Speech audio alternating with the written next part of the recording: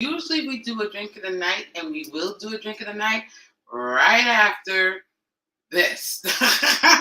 So today I am making what is called redneck lasagna. So yeah, we're gonna see that. Hi A1 Wings and More. Thanks for joining. So that's what we're making today. And let me just fix this. I gotta fix a little something on my thingy here. All right.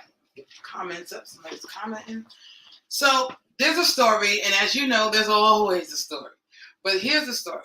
So a couple of weeks ago, I went to ribbon cutting, and you can check out that video on my page, my Instagram page, and I think maybe even my Facebook page, where I was at Crawford Designs, and they had a ribbon cutting in Marietta. And so one of the things, they had a nice spread out there, and one of the things that they had was called Redneck Lasagna by Dave Poe's Barbecue. Thank you, sweetheart. Sit down, please. Dave Poe's Barbecue. It was good. I didn't expect that it would be good, but it was good. I was like pleasantly surprised. And it was so good that I said, I can make this. And so here I am today making it. So redneck lasagna, there's very different variations of it, but this variation was pretty simple. It's Brunswick stew topped with macaroni and cheese. Real simple. So I said, well, I could do that. Now, I've never made Brunswick stew before, but I did make it for this thing. So I made the Brunswick stew we have here.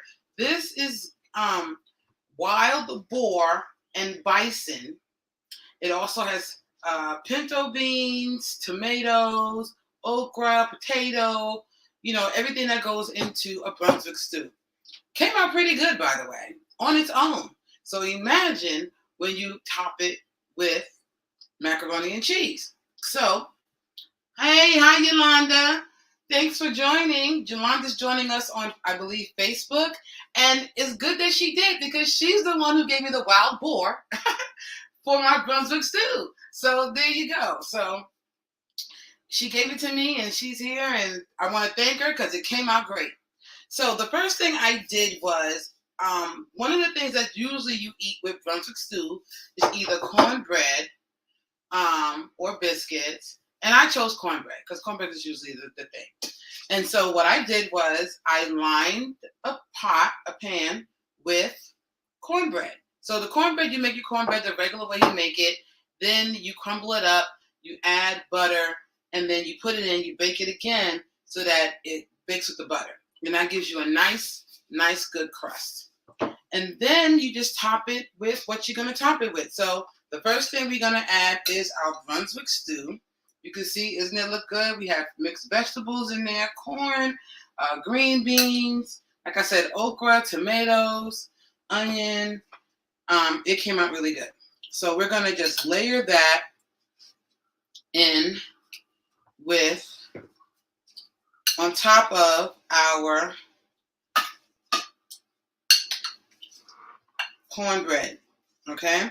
So, one of the things you definitely want to make sure is, you get some juices in there, but you just want to make sure that it gets good and layered and it's all kind of even. You don't want it uneven or anything like that. You want it all even, but you want it in there.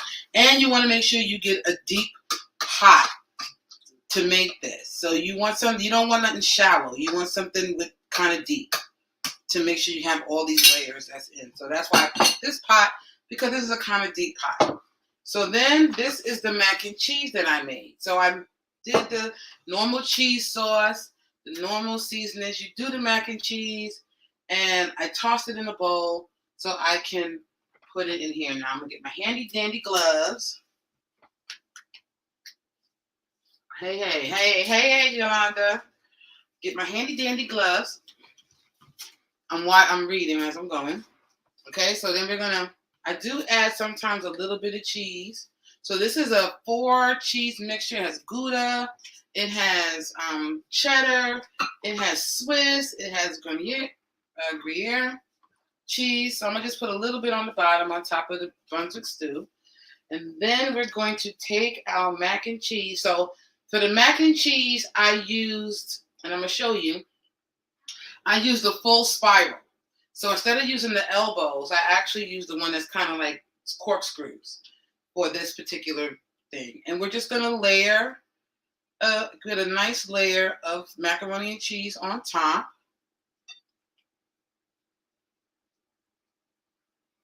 Of this. Make sure it's not too big a layer, but nice. It'll fit into your oven. Get a couple of pieces back here on the bottom. Okay. So we got a nice layer of mac and cheese.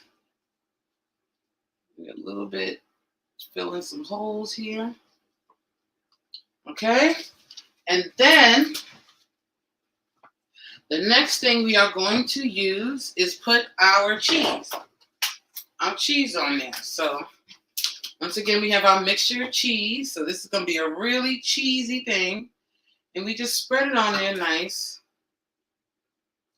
And then we'll let it cook. So I can cook it.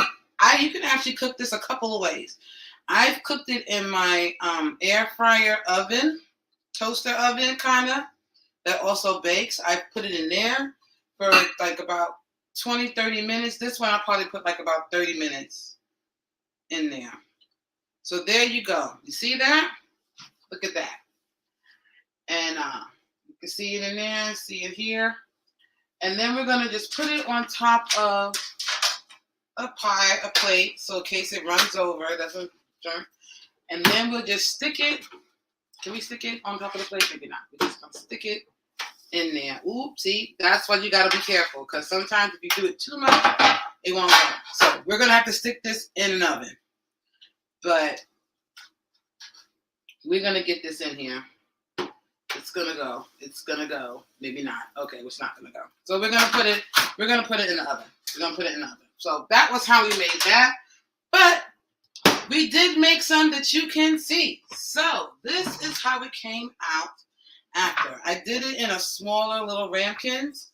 That was a little bit easier to do. And this is how it comes out. So this is our redneck lasagna with the mac and cheese on top. And we have our layer of Brunswick stew and then our layer of cornbread. So you can do this, if you don't want to do a whole big pot like that, you can also do it in little ramekins. And you still want to do something that's kind of deep, that can get deep in there, and you do it in ramekins, and you still put it together the same way. You put your cornbread on the bottom, your butter cornbread, you let it go in there, cook for a good 10 minutes, then you add your Brunswick stew, then you add your mac and cheese with the cheese on top, and this is what it came out to.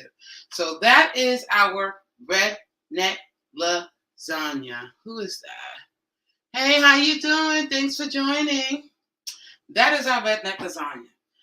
So we're going to plate it. So when we plate this, because we can plate these two things, when we plate this, I also paired it with, I want to call red onion, cucumber, daikon radish pickle. I would have did it with coleslaw too, but I kind of like the pickle. So I did it with pickle. And then we're going to take a nice, okay. Okay. That did that. Okay, we're good. We're good. We're going to take a nice spoon and put this little pickle in here. It's red onion, cucumber, and daikon radish with a little bit of dill. And that is our meal. So we have a little pickle, that, and there you go. So that is our redneck lasagna with our cucumber, daikon radish, and red onion pickle. Okay? So there you go. So thank you for joining me tonight for part 1 of Lexie's Kitchen Creations. Now, after this, give me a few minutes and we're going to go into part 2 for the drink of the night, which is something really special because we're doing boozy milkshakes tonight. Ah! So there's a story to that too, and that story is coming right up. So thank you for joining me tonight, and I will be right back with our drink of the night. Bye.